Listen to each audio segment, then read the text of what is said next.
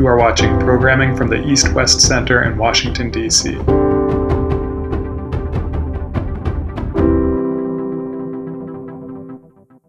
We welcome you to this program on North Korea and the Middle East, lessons learned from U.S.-North Korea relations.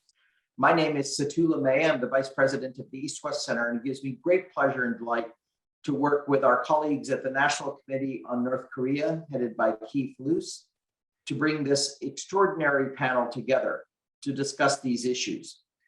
You have all the details before you as part of this invitation, but I simply want to say that the East-West Center, which was congressionally established and authorized to promote relations between the United States and Asia, is always delighted to work with the National Committee on North Korea, including our joint website, North Korea and the World, and seminars on North Korea's external relationships.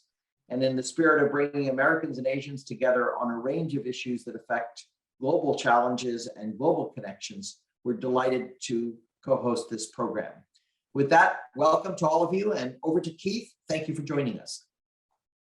Dr. LeMay, Satu, thank you for your comments. I also would like to echo on behalf of NCNK our appreciation at the work relationship we have with the East-West Center. And I would like to note for the audience, we have a joint website called North Korea in the World, which the East-West Center and NCNK originally established to point out North Korea's global connectivity and to provide information for researchers, policymakers, and so on. But NCNK itself, we are an organization funded by American foundations and organizations. We promote principled engagement between the United States and North Korea.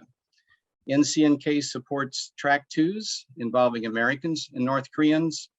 NCNK also supports humanitarian organizations from the United States that work to provide life-saving assistance to the neediest of North Korea's citizens. And in addition, just as through the North Korea and the World website, through our own website, through other information outlets, we work to inform policymakers and the public as a whole on a whole range of issues about North Korea. We have about 100 members.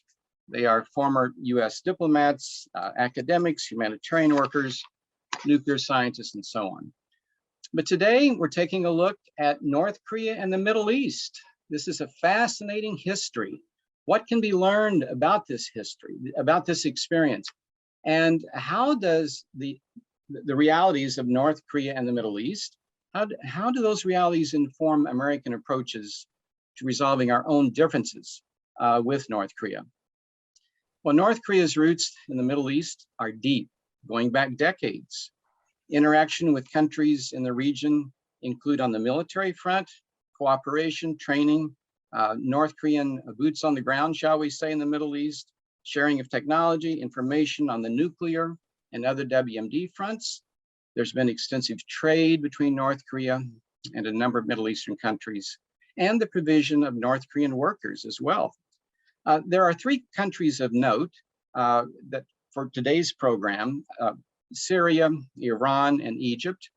These are three countries that are among those who've had the most interaction with North Korea over time.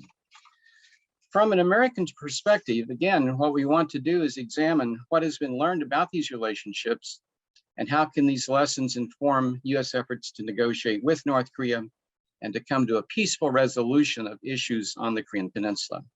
We have today three stellar panelists with us. First, we have Suzanne DiMaggio. Suzanne is a senior fellow at the Carnegie Endowment for International Peace, where she focuses on US foreign policy toward the Middle East and Asia. She's one of the foremost experts and practitioners of diplomatic dialogues with countries that have limited or no official relations with the United States, especially Iran and North Korea.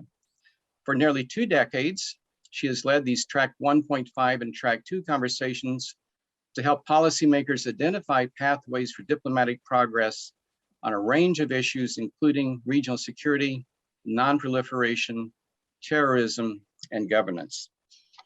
Secondly, we are pleased to have Yakov Katz with us. He's the Jerusalem Post editor-in-chief. He previously served for close to a decade as the paper's military reporter and defense analyst. He is the author of Shadow Strike, inside Israel's secret mission to eliminate Syrian nuclear power, and co-author of 2 books, Weapon Wizards, How Israel Became a High-Tech Military Superpower, and Israel versus Iran, The Shadow War. In 2012 and 2013, Mr. Katz was a fellow at the Nieman Foundation for Journalism at Harvard University and was a faculty member at Harvard's Extension School, where he taught an advanced course in journalism. We're also so pleased to have with us today Dr. Siegfried Hecker, Professor Emeritus in Research in the Department of Management Science and Engineering and a Senior Fellow Emeritus at the Freeman Spogli Institute for International Studies. He was co-director of CSAC, Stanford University, from 2007 to 2012, from 1986 to 1997. He served as the 5th director of the Los Alamos National Lab. He is an internationally recognized expert in plutonium science, global threat reduction, and nuclear security. Sig is also someone that I had the privilege of visiting the Yongbyon facility in North Korea on 2 occasions. He has been to North Korea several times. So with that, I want to first turn to Suzanne for your remarks, your response to the topic of the day. What insight can you provide us? Thank you so much, Keith. Let me say hello to everyone joining us, and also let me thank NCNK and the East-West Center for organizing this event today. My remarks are going to focus on diplomacy, the prospects for diplomacy with Pyongyang, and more specifically, what can we learn from the negotiations that led to the Iran nuclear deal and its implementation. I'll look to bring to the fore a few positive lessons as well as some negative lessons. Just to begin, some background on the JCPOA, the Joint Comprehensive Plan of Action. It was signed in July 2015. The agreement's only objective is to prevent Iran from obtaining a nuclear bomb. It's an ambitious goal in and of itself, but it's not meant to cover Iran's missile program or its regional activities. The deal radically reduced Iran's uranium enrichment capacity, stretching breakout time from 3 months to 12 months. It also eliminated the plutonium path to the bomb, and it placed Iran under the strongest nuclear inspection system ever negotiated. The real innovation of the deal is the unprecedented international verification provisions. In exchange for Tehran rolling back its nuclear program through these strict limits, the US and other world powers agreed to suspend some economic sanctions. At the same time, some sanctions related to other aspects of Iran's activities, human rights, terrorist financing, and missiles have remained in place.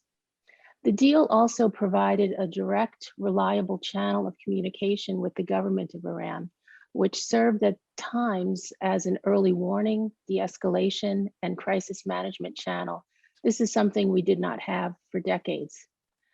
Now, notably, prior to becoming US Secretary of State, Tony Blinken authored an op-ed in the New York Times that referenced the Iran nuclear deal as a potential guide for North Korea. So that's what I want to look at a bit today. It's easy to dismiss such an assertion given how different the 2 countries are. Having spent time in both countries, I can attest to the enormous significant differences firsthand. In terms of their nuclear files, a key obvious difference is that North Korea possesses nuclear weapons, dozens of them, while Iran has never crossed that threshold. Also, Iran is a party to the NPT, and the North Koreans announced their withdrawal from the treaty back in 2003. We have a significant precedent of Tehran accepting intrusive inspections on a 24/7 basis, clearly not the case with Pyongyang. And of course, both countries' regional contexts are dramatically different. Think Israel in the case of Iran versus China in the case of North Korea. Notwithstanding these differences, I believe the JCPOA experience can offer insights into how to begin engagement with an adversary like North Korea, where the level of mistrust is enormously high, where sustained diplomacy could be an end goal. I'd like to put forward 2 elements, positive lessons to emulate. There are more, but I'll reduce it to 2. The first is the value of quiet diplomacy. The foundation of the JCPOA was forged through discreet talks carried out by diplomats and negotiators who were empowered at the highest level to explore what's possible.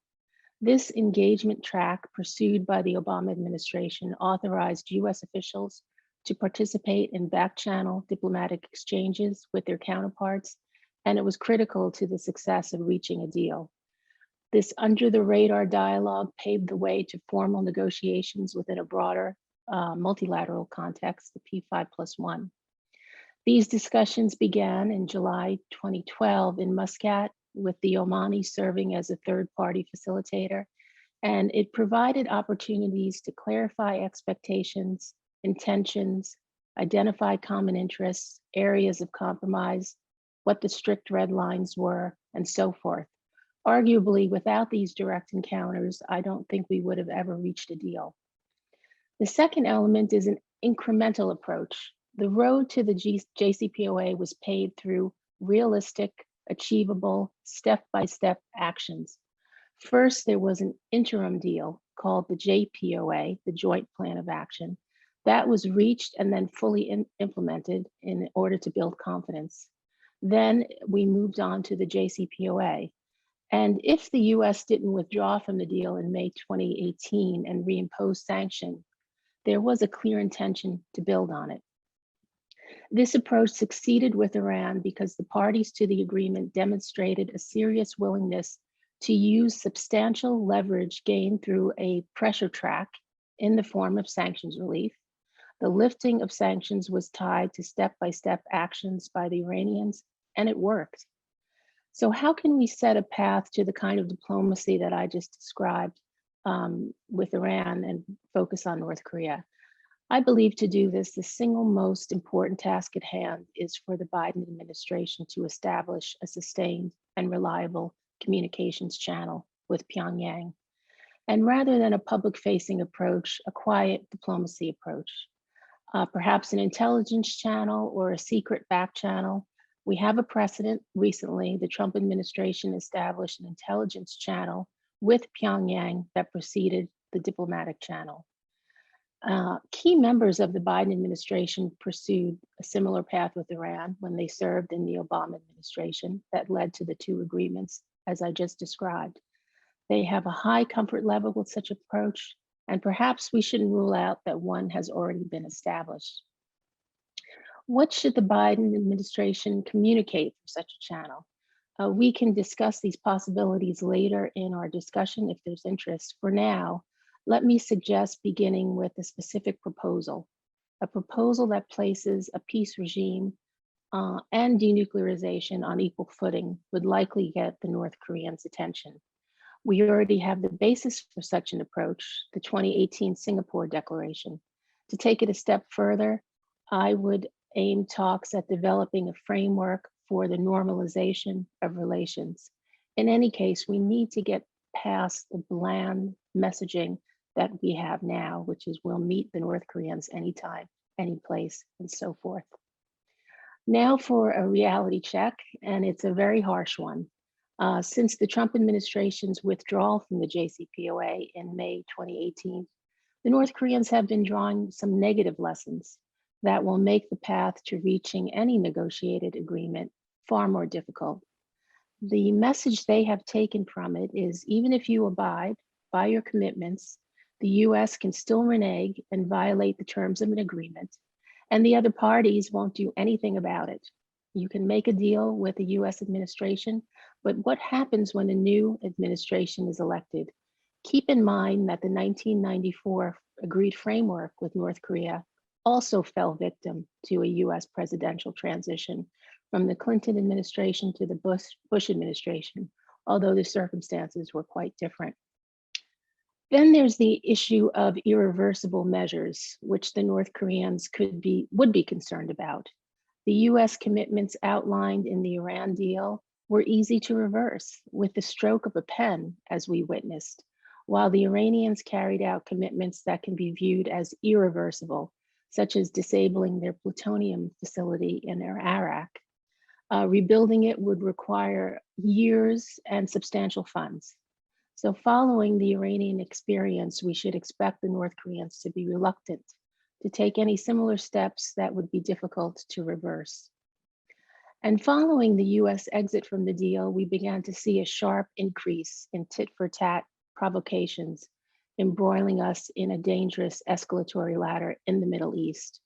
The impact of the killing by the US of Qasem Soleimani, commander of Iran's Quds Force, must weigh heavily on Kim Jong-un's mind.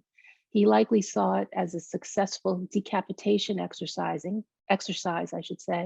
reinforcing the notion that the US is an existential threat to regime survival, and advanced nuclear weapons and missiles are the only reliable means to deter such US aggression.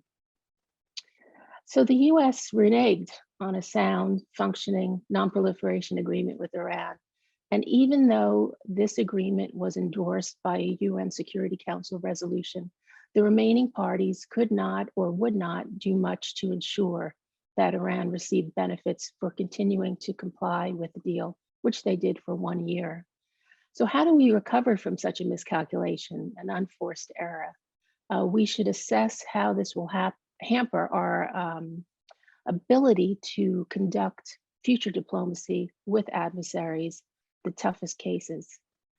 A final negative lesson that I think the North Koreans might be drawing is that the Biden administration had a very small window of opportunity to de-escalate tensions, revitalize diplomacy prior to Iran's presidential election in June 2021, I should say, and they missed it. While the current administration certainly has no control over their predecessor's decision to withdraw from the deal, they had time to fix it and fix it quickly. Well before Inauguration Day, this group in office already knew very well that the array of Plan B options were quite terrible, yet they dragged their feet. So we can aspire to craft similarly solid agreements like the JCPOA, but if they fall victim or fall prey to US domestic political infighting and presidential whims, how can we reassure leaders in countries such as North Korea that it's worth it? I think we need to think very hard about this. So just to conclude, whether we're talking about issues related to non-proliferation and disarmament with Pyongyang or Tehran, I think there's only one way forward, and that is to meet, to talk, to engage, the hard work of diplomacy and statecraft. This is especially so when the parties are long-term adversaries. We need to set realistic benchmarks like we did with the Iranians, meet them step by step, build trust over a sustained period of time, and keep doing it despite inevitable setbacks, even while maintaining a healthy grasp of the limits of the possible. There really are no shortcuts or substitutes. Thank you. Suzanne, thank you for those insights. Most informative. And I should add, by the way, in terms of the audience, if you have questions that you would like to pose to the panelists, please use the Q&A box. And later on in the program, I will be selecting as many questions as possible for presentation to our panelists. Next, I turn to Mr. Kotz. Yakov wrote this book, Shadow Strike. I strongly recommend reading it if you have not. Yakov, before you give your answer to the topic of the day, why did you write the book? Tell us about that. Well, Keith, it's thank you very much for the invitation. It's really great to be with all of you. The book to me was, I wrote it a few years ago because it came out in 2019, so 2 years ago, because it was a story that I felt had never been told in its entirety. It is a story not only of Israel discovering and detecting a nuclear reactor that was being built covertly by this regime of Bashar al-Assad in Syria, together with help from North Korea, and that's what makes the connection and why I'm on this call and on this Zoom panel today. But also because it is a story about why Israel does those kind of things and how it takes action to preserve its continued existence and to eliminate threats that it perceives to be of an existential nature. It also talks to the intimate relationship between Israel and the United States and the sharing of intelligence and how that went down throughout the story. And it had just never been told. It was one of these like little footnotes in history, but never got its proper place on like a bookshelf like the one behind you, Keith. So I felt that, you know, that bookshelf was a bit empty without a book that told this story. And that's what prompted me to do it. I was a military reporter covering the Israeli military at the time of the bombing back in September of 2007, and was completely intrigued by this story because the Israeli government was not saying anything. It wasn't telling what it had done. It wasn't admitting that it had attacked a nuclear reactor. And that's what made this story all the more fascinating. And then what added to it and the mystery was the North Korean involvement. So with that, maybe I'll just zoom out for a moment and talk about North Korea. And I think Suzanne kind of touched upon this, and so did you, Keith, in your opening remarks of the role that North Korea has played in the region, the support that it has provided over the years to countries like Iran, like Syria, whether it's in ballistic missile development. And that was pretty much perceived until the discovery of the Al-Kibar nuclear reactor in 2007. Israel discovered that reactor in March of 2007 when it was able to get its hands on photographic evidence, excuse me, that it downloaded from the computer of a Syrian nuclear scientist who was visiting Vienna at the time. And they were able to get their hands on photos of a nuclear reactor that was being built in Syria. And the kicker of this stash of photos was one that showed Ibrahim Othman, who is the Director General of the Syrian Atomic Energy Commission back in 2007, posing for a photo in front of the nuclear reactor that was being built in northeastern Syria, together with a man who looked Asian. And the Israeli agents at the Mossad, that's the Israeli equivalent of the CIA, were looking at this. This Asian man was wearing a blue tracksuit, kind of like picture an Adidas style or Nike style sports outfit. And they're why is there an Asian guy in Syria standing next to the Syrian nuclear chief scientist? And they run his photo through their databases. And they come up with the photo of a man who sits around the table of what was then called the six-party talks, right, that were taking place, led by the United States and others, to try to get North Korea to disarm and dismantle its nuclear program. His name was Chon Chi-bu, and he was the head of Yongbyon nuclear reactor. Maybe Dr. Hecker had met him on some of his visits to North Korea. I don't know, but that would be interesting to hear. That is what set off, and I think that added a whole new dimension to the nature of the threat that North Korea posed to a country like Israel. On the surface, what does Israel have anything to do with North Korea is a great question, right? We're so far away from one another. There's no territorial dispute. This isn't, there's no religious dispute that you can talk of between the Jewish state and the country, North Korea. So what would Israel have with North Korea? But this is exactly it. It's the support of these violent, oppressive regimes that are near Israel, which openly threaten Israel, whether it be Iran, Syria, and the likes. I will just add to it that the story of the Syrian nuclear reactor, I think, even though it dates back to 2007, was a bad lesson for North Korea and also for Iran, right? Iran, which is today very much in the headlines as we all watch what's happening in Vienna and whether there will be a return to the JCPOA in those talks that are taking place. Israel is doing what it can to try to influence the Biden administration to take a tougher stance in those talks with the Iranians, not to relieve all sanctions, to keep some in place, not to give them a complete return to the JCPOA, but to try to make a deal that would be stronger and potentially longer.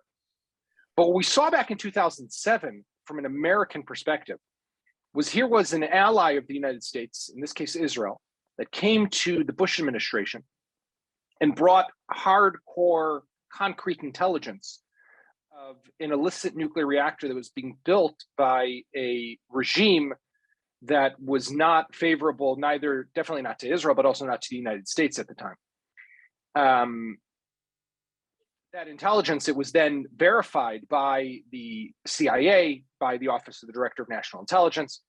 And even though they had this smoking gun, a reactor that had only one purpose, the purpose of developing a nuclear weapon, the Bush administration made a decision not to take military action against that nuclear reactor. And we know how the story ends. Israel ends up attacking it on September 6, 2007. But if you think for a moment, time as all this was happening, North Korea was in the process of negotiating with the Bush administration, with the world, about what would happen with its own nuclear program. It had only months earlier tested for the first time a nuclear device back in October of 2006. And George W. Bush, the president, stood in the White House and gave a speech where he threatened North Korea if it were to continue to proceed, even using language of if we were to proliferate nuclear technology. Well, here it was found just a few months later to not only be proliferating nuclear technology, to be doing the greatest act of nuclear proliferation known to mankind, building a nuclear reactor for another oppressive regime in the Middle East. And what price did North Korea pay? Absolutely nothing. Later, after the reactor had been destroyed, US diplomats met with their North Korean counterparts who were parties to the six-party talks and showed them these same images that I had mentioned that the Israeli Mossad had gotten its hands on months earlier. And there was no repercussion. Not only that, but fast forward a year, and Condoleezza Rice, the Secretary of State, convinced the Bush administration to remove North Korea from the list of states that sponsor terrorism. They were then returned to that list by the Trump administration many years later. So I'm no expert on North Korea. I don't venture to be, but I do think that, you know, for the people who I did speak to about this book, well, definitely in the United States, but also in Israel, looked at this succession of events and saw this as a bad example, a bad lesson, not only for Syria, which also did not pay a price. Yes, the reactor was destroyed, but that was it. They were never sanctioned for what they did. The North Koreans were never punished. And Iran, which was watching as all of this happens, also learned that the United States would probably never do anything against it. And therefore, it could continue with its own nuclear program. So I think that what happened back then definitely set the stage for a lot of what we're seeing playing out today. And you could even just go look at specifically North Korea in the years after, a couple of years after the discovery of the Al-Kibar reactor. They went ahead and tested a number of nuclear devices. So this was not right. They learned a bad lesson. I think that unfortunately the Iranians also learned a very bad lesson that day. Thank you. Thank you, Jakob. Very interesting insight. And now we turn to Sig Hecker. Thank you, Keith. Thank you, Satu, and to both organizations for hosting us. And it's such a great pleasure to follow Suzanne and Yakov. So there are a lot of things I'd like to say, but given the limited time, a lot of things I'd like to say on Syria and the reactor, and perhaps we can touch on that later. What I thought I would do, based on my discussions with Keith, is I would focus on the JCPOA and sort of the lessons learned in both directions. In other words, to sort of follow up on Suzanne's. He did such a nice job on the diplomacy end of things. You know, I'm a technical guy, and so you're going to see a lot more technical aspects come into the discussions, and at least what my views are. So what I want to do is quite quickly share five different points with you that I take away from watching both North Korea and Iran for all of this time over the last several decades. And the first one, the first lesson from the JCPOA for North Korea, and Suzanne has really touched on that in greater detail, so I'll just say it briefly. You know, for Iran, the US sent the A-team, and the A-team was backed by a very engaged president, namely President Obama. For North Korea, that really didn't happen. So at the diplomatic level, we didn't have the A team. And even when we had very good diplomats, they had no backing from their government. So the only A team as such to high level came in the Trump-Kim personal diplomacy. And they did some really interesting things, but there the problem was they didn't have the lower levels with them. In other words, Pompeo and Bolton were constantly working against the Trump agenda. And so you had this problem that in the Obama administration, JCPOA, the administration had its act together. For North Korea, neither the Bush, the Obama, nor the Trump administrations really had its act together. The second part on negotiations, and this for me is a particularly important one, and that is for the JCPOA, the political and technical aspects of negotiations were fully integrated. In fact, tightly integrated. For those of you who watched those proceedings, when you saw Secretary John Kerry there, sitting at his left hand was none other than Secretary Ernie Moniz. And usually, of course, we say at the right hand of so-and-so, but it turns out John Kerry is left-handed. And so Ernie Moniz was sitting at his left hand. Ernie Moniz is a card-carrying nuclear physicist. He knows everything about nuclear physics. He was the Secretary of Energy. He had at his disposal all the technical experts from the nuclear laboratories in the United States, and he used them effectively. And so once the political decisions were made to go after the fissile materials for the Iran deal, it was done perfectly in step between the technical and the political. And in fact, I was out of Los Alamos by that time, but I went back to Washington a couple of times at Secretary Moniz's request to assess some of what he thought was going to come down from the Iran deal. So it was done superbly. In North Korea, that's been totally missing all the way through. And in fact, every time when we came to key decision points, the technical aspects were never integrated into the political decisions. They were strictly political, whether it was ideology during the Bush administration or whether during the Obama administration, it was this enormous distrust of North Korea. So that was never integrated. That's been a major, major problem as far as I'm concerned. The third point, on the Iran deal, the US was willing to take risks in order to make progress. The risk here was to focus, as Suzanne had said, on the fissile materials, the plutonium and the enriched uranium. They were willing to take risks on the enriched uranium to allow uranium enrichment for low enriched uranium for civilian nuclear programs. I always like to say, being the technical guy, there are three requisites for a bomb. You have to have the fissile materials, plutonium, highly enriched uranium. You have to have weaponization, that is design, build, and test a nuclear weapon. And third, you have to deliver it. Well, the Iran deal was focused on the fissile materials part.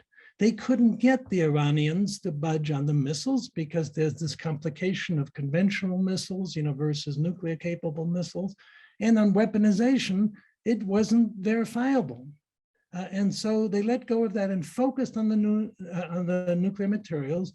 And in other words, no plutonium, no highly enriched uranium, no bombs. And they wanted then to move Iran away from that capability, which they did. So it took those sort of risks, and it also took the risks to have sunset clauses, related to the amount of enrichment, what level of uranium enrichment could be done. So they had sunset clauses. However, what's never been fully stressed and needs to be stressed, there was no sunset clause on Iran not developing nuclear weapons. They said they would not develop nuclear weapons. And as I'll come back to at the end, that really was not the case. But the administration was willing to take that risk. For the case of North Korea, in comparison, again, none of the administrations, neither the Bush administration, Obama, or the Trump administration were willing to take those risks. They wanted to drive the risk to zero instead of managing the risk. And so each time when they managed to get reasonably close, then they backed away again. The fourth point is walking away. And this is a lesson that we should have learned for the Iran deal from North Korea. And that is, you better think hard before you walk away. You better look at the risks, both the technical and the political risks when you walk away. And here, the Bush walked away from the agreed framework. They opened the door for North Korea to build nuclear weapons. Obama walked away from a Leap Day deal. He opened the door that they probably had 25 by the time he went out of office. Trump walked away from Hanoi. And when he was all done, they probably had 45 or so nuclear weapons. And so in each of those cases, they did not fully assess the consequences of what it is to walk away. That's a lesson that should have been learned, because when Trump walked away from the JCPOA, guess what happened?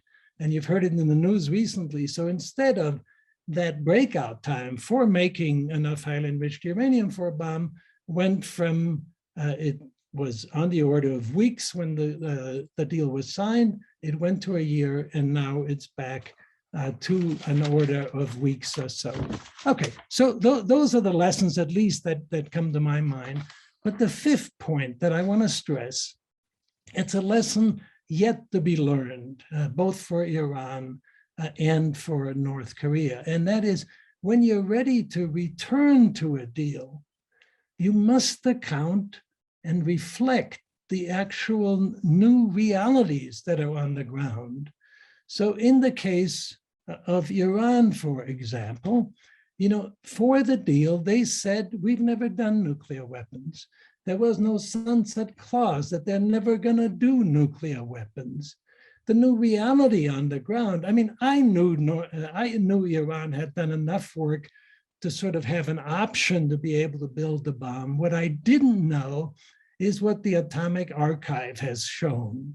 Those are the new realities on the ground. The new realities is that Iran had a nuclear weapons effort, a substantial nuclear weapons effort, not just to build a bomb, but to build a nuclear arsenal. There are some indications that in 2003, that may have stopped. My own view and the view of many others, it went underground.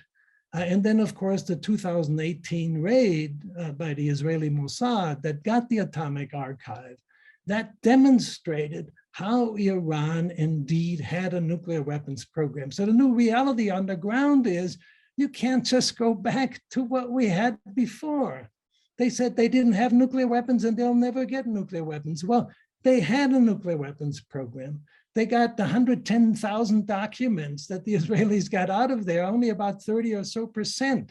Where are the rest? What about those facilities that the Iranians still won't allow the IAEA to go into? And so the lesson is, look, the Iran deal, in my opinion, was sort of the best that could be gotten at that time.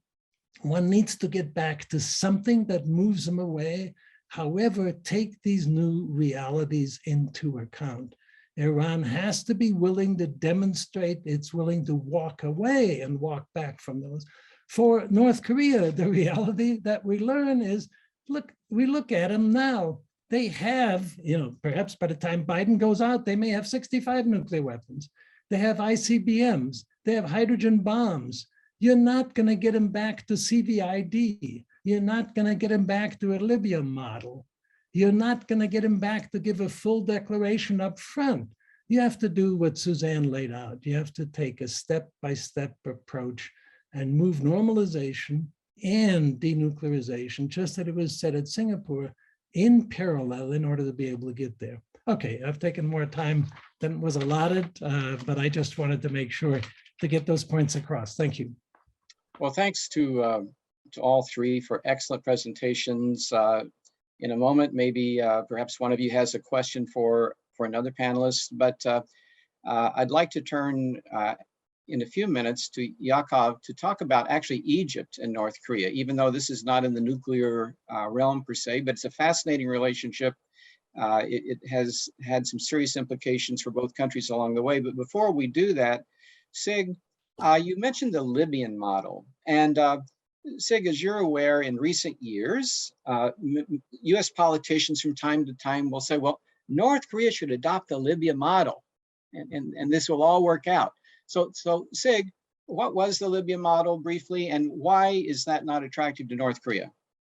Okay, so we have sort of two views of the Libya model. My view of the Libya model, they didn't have much. It was easy for them to give up those few centrifuges. They weren't anywhere close to getting a bomb. So the Libya model is nothing that we really need to talk about. However, the person who has touted the Libya model is one John Bolton, and he just did again last week in a seminar. The way that he views the Libya model is that Gaddafi made a strategic decision to give up his nuclear weapons program. And what he sees as the Libya model for North Korea is for North Korea to make a strategic decision to give up the nuclear weapons program and essentially turn everything over. That's not going to happen. It's silly to even think of that. All right. Yakov, any comments on Sig or Suzanne's presentations? And then what insight can you tell us about Egypt and North Korea?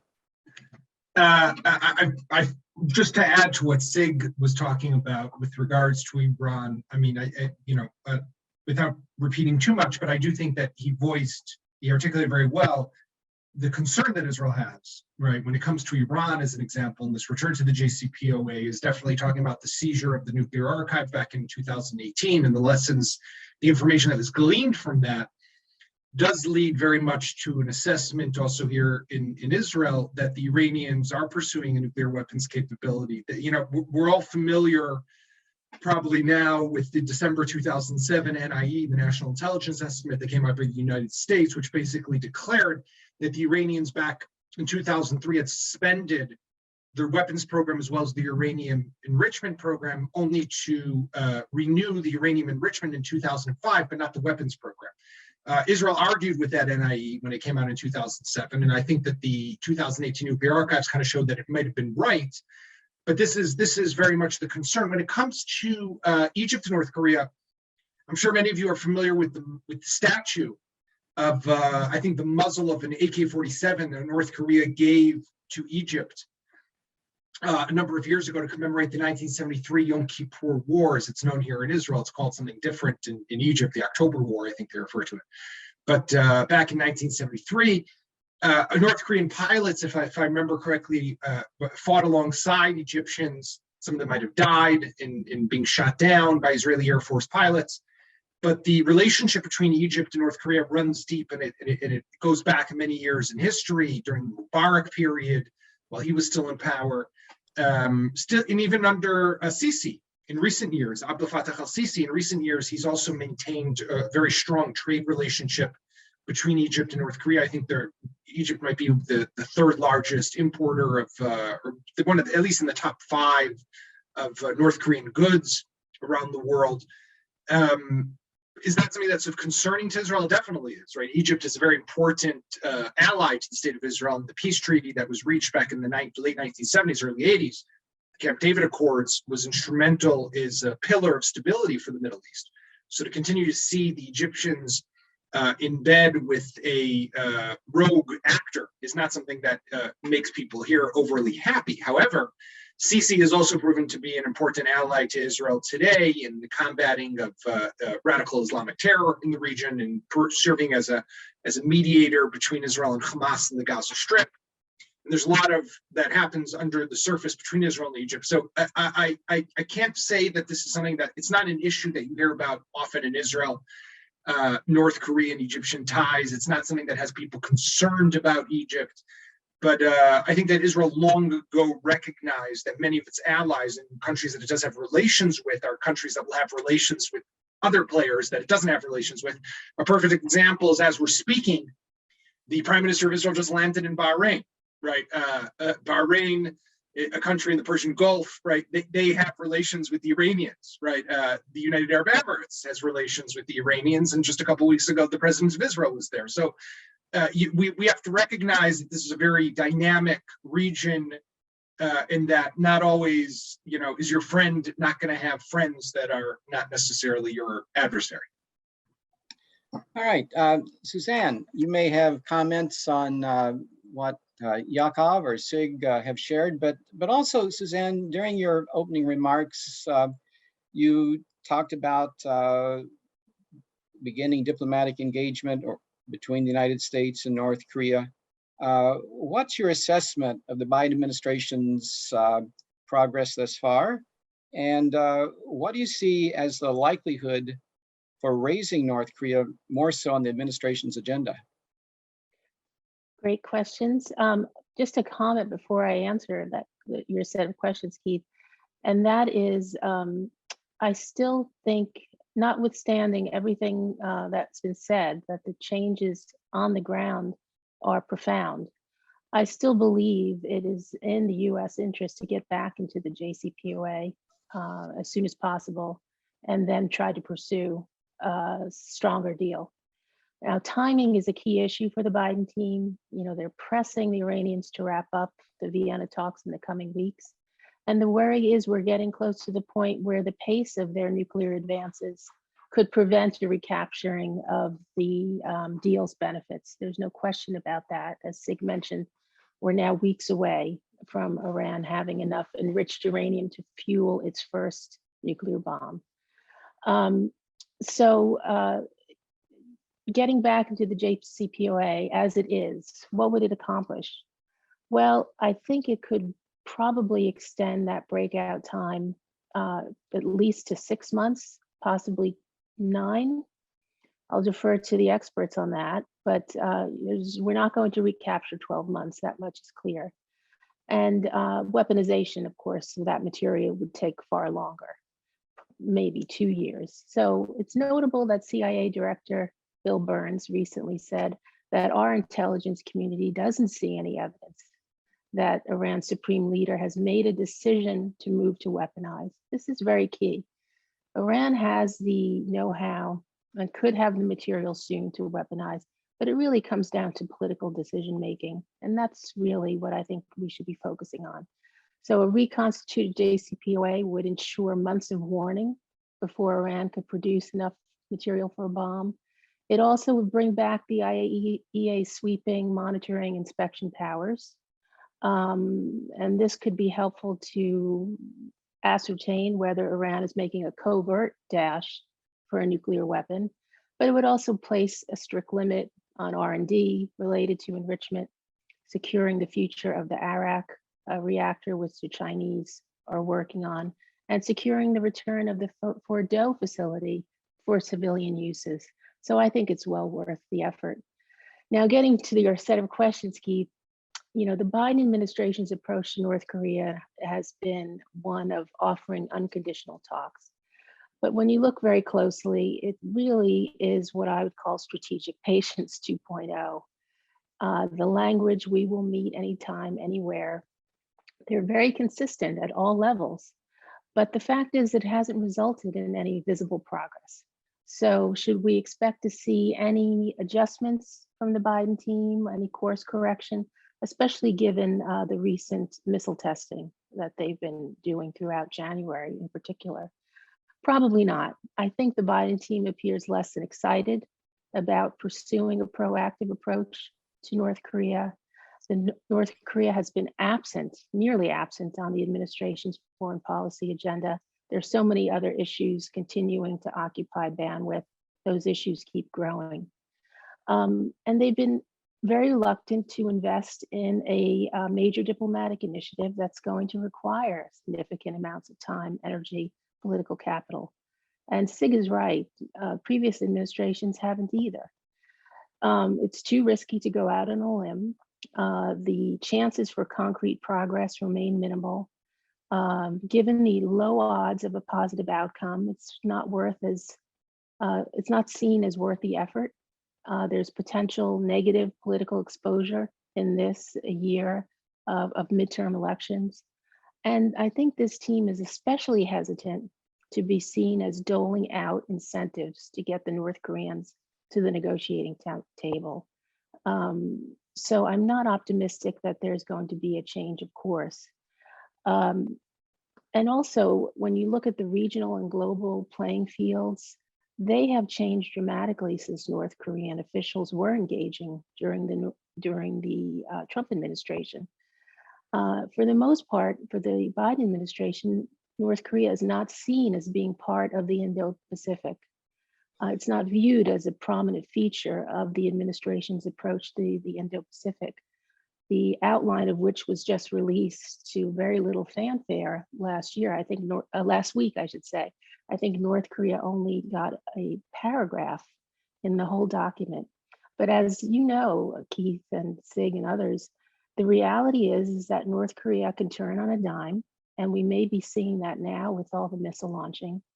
And it can become a crisis situation rather quickly. And given the ramped up missile launchings, we might be entering a fraught period again, and we have very limited options. So that's why I put forward the idea of a more focused, assertive, low-key outreach, perhaps through a back channel, to start to talk seriously with the North Koreans about something specific. Well, Suzanne, I'm going to come back to you in a few minutes and provide you an opportunity, should you decide to take that opportunity, to be a little more specific about what the United States might offer or might outline in an approach to North Korea. The reason I bring this up is, as you're aware, it takes two to negotiate. And the North Koreans, since Hanoi, have really been unwilling to engage with the United States track 1, track 2. You have the North Korean leader who met with the President of the United States 3 times. He went home empty-handed each time in terms of no sanctions relief, which, as we're all aware, really emboldened the hardliners around him. The moderates have sort of been pushed to the side. You then have the pandemic. You have the national security implications and concerns for North Korea with the pandemic. You have weather disasters, challenges to the economy, and so on. And so if you're the leader of North Korea, given the fact that you met with the United States president 3 times, you brought nothing back home, what incentive or incentives might be required to get Kim Jong-un to actually come to the table? So we'll come back to you in a moment on that. I'd briefly like to throw out, back to Syria for a moment, and North Korea. Dr. Samuel Romani spoke at a webinar hosted by the East-West Center and NCNK several months ago. And he has also written for 38 North. He's posted quite a bit in terms of Syria and North Korea. In the East-West Center NCNK event, Dr. Romani stated that he sees the possibility during the post-pandemic era of North Korea becoming a surrogate for Russia and Iran, or North Korea doing bidding for Russia and Iran in Syria. So, Jakob, what's your response to that? Well, I think that, you know, what we learned from the experience with nuclear reactors is exactly that, right? That the North Koreans play a dangerous role in the region that is something that can't be ignored, right? So I think that, you know, when the US tends to look at North Korea, it tends to look at it through the prism or the context of what is the threat that it poses to Asia, what is the threat that it could potentially pose to the continental United States if it were to get its hands on an ICBM that has the ability to carry a nuclear warhead and be able to fly it across the Pacific towards the United States. Israel is not concerned of that happening, right? Israel doesn't fear that one day North Korea is going to lob a missile at Tel Aviv or Jerusalem, but it does have a lot of concern about the proliferation of the technology that North Korea has mastered in sharing it with countries or not even non-state actors that could potentially use these weapons, right? I think that what we've seen in recent years is, you know, one of the problems, for example, with the JCPOA, which Suzanne was talking about at length, is that while, you know, a nuclear deal might be the best deal possible, it might be the best outcome possible. I tend to agree with that, right? A deal is better than war. But the deal that completely ignores Iran's ballistic missile development, a deal that completely ignores Iran's support of terrorist proxies throughout the region, whether it's the Houthis in Yemen, it's Islamic Jihad and Hamas in the Gaza Strip, it's Hezbollah in Lebanon, and other non-state actors that are assembling significant quantities advanced weaponry we've seen just what the Houthis in Yemen are capable of doing and the way they've been terrorizing airports, the airport in Abu Dhabi, and sending drones over there. The Houthis don't have drones. They're getting them from the Iranians, right? The ballistic missiles that the Hezbollah has been trying to get its hands on that came from Syria in Syrian stockpiles during the civil war there were built on were the Scud-D and Scud-C missiles that the Syrians have were modeled after North Korean missiles, right? So this is all connected to one another. We're looking at a nexus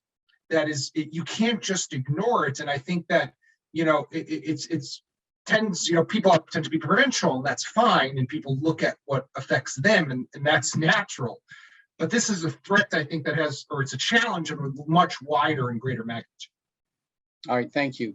Well, we are coming close to conclusion of the program, but before we sign off, I want to turn first to Sig, and then to Yakov, and then to Suzanne for final remarks. You've already provided your opinions about lessons learned.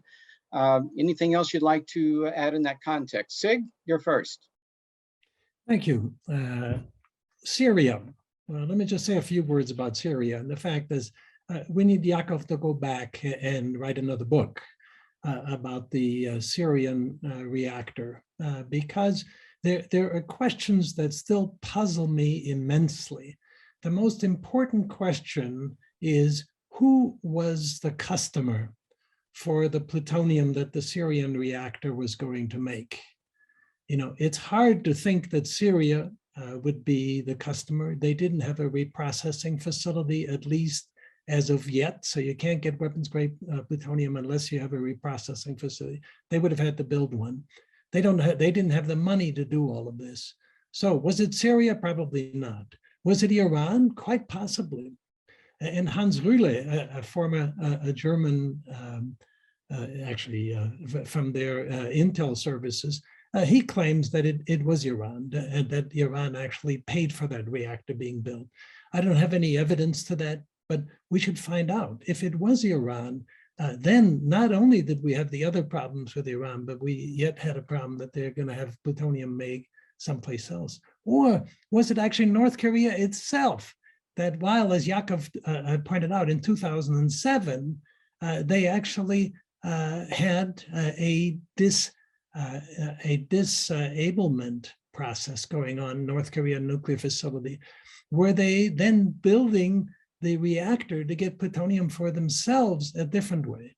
Again, I don't think so, but we don't know. We don't know the answers to any of those questions. And as Yakov had pointed out, it turns out, for a number of reasons, the North Koreans managed to get away with that. The Syrians managed to get away with that. And that's something that our community needs to understand. So let me just leave it with that. Thank you, Sig. And Sig, you know, we spoke of Yakov's book, Shadow Strike. I think you're working on a book, aren't you? Do you have a title yet? I know it's not published yet. No, it is not published, but we're just in the last stages, you know, with the last editing, and probably won't come out till this fall. But at least at this point, it's my working title is Hinge Points, because it points to all those times in the 3 US administrations where we had a chance and we went the wrong directions. And hinge points is when bad decisions have bad consequences. Of course, I'll add a byline to the hinge points, but that's the current thought. Thank you, Sig. Yakov, final remarks? I wish I had the answers to what Sig asked. These were puzzling questions that I put to people here in Israel. And what I can tell you, and I think I mentioned this in the book, is that when it comes to the possibility of Iran, right, as you mentioned, maybe Iran was supposed to be the customer of the plutonium, but you know, also like you mentioned, who paid for it, right? Syria did not have money then, definitely doesn't have money now to be able to build a nuclear reactor, pay the North Koreans who were presumably doing it for money, which they definitely needed. So where was Syria getting $1 billion+ if not more, and how did no one pay attention to this money that's being funneled out of Syria and going to North Korea, which led also to this theory that it might have been the Iranians who were paying for it, they might have been the customer. I can tell you from speaking, unless all of the intelligence officials who I spoke to, government officials who I spoke to, were all in on the ploy not to tell me the truth.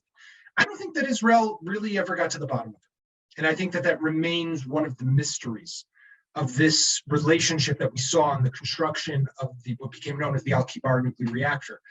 It's a fascinating question. I don't know if we'll be able to have another book that will come out of it, but it's definitely a question that I still talk to people about, because I don't think that we still know the exact relationship there, and that can only lead me, and with this I'll end, to a continued concern of what these types of relationships lead to, and also just a reminder to everyone that we know what we know, but there's a lot that we don't know, and that pertains obviously also to what Iran is doing with its own nuclear program, and we can see what we can see, but whatever else might be out there is always going to be the big challenge to discover. Thank you so much for joining us today. Suzanne, last remarks. I'll be very brief since we're out of time, but I just wanted to go back to the question you posed to me, Keith. What could be in a US proposal to North Korea? Because you're right, they're not picking up the phone. But with COVID now subsiding a bit, they're opening their borders a little bit. Maybe now is the time to pursue an initiative with the North Koreans through some quiet diplomacy. I already said something about a proposal that places a peace regime and denuclearization on equal footing. I think that would get their attention. And I think whether one thinks North Korea's denuclearization is an impossible goal, the Biden administration is not going to drop it. Domestically, it's just politically untenable for them to do it. But instead, they could reframe it as an end goal with a very ambiguous timeline. And let's get on with things. There are a lot of things to discuss. It's a far more realistic approach. Talk about fissile material and making sure that that does not get into the hands of others. We might envision a series of agreements, perhaps focusing on halting of development of new warheads and long-range missiles as first objectives. There are many other important goals to pursue with the North Koreans in the meantime.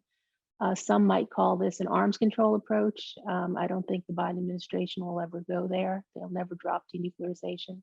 But I think we can frame a proposal that helps get us at least to a beginning. Thanks, Suzanne. And again, thanks to each of our three panelists. I would also like to express my gratitude today to my colleagues, Esther M. and Marissa McPherson, for their assistance in putting this program together, to Satu, to Sarah Wang, Ross Tokala, Kimberly Lynch with the East-West Center. So thanks, Satu, to you and your crew. And by the way, this is being recorded, will be posted on YouTube through East-West Center or NCNK. Satu, over to you. Well, there's really nothing for me to say except what an outstanding panel. And thanks so much for the cooperation, Keith, in hosting this program. We look forward to future engagement, of course, and we're working on a new series on North Korea's engagements internationally. And we hope to have those webinars in due course. Thank you so much.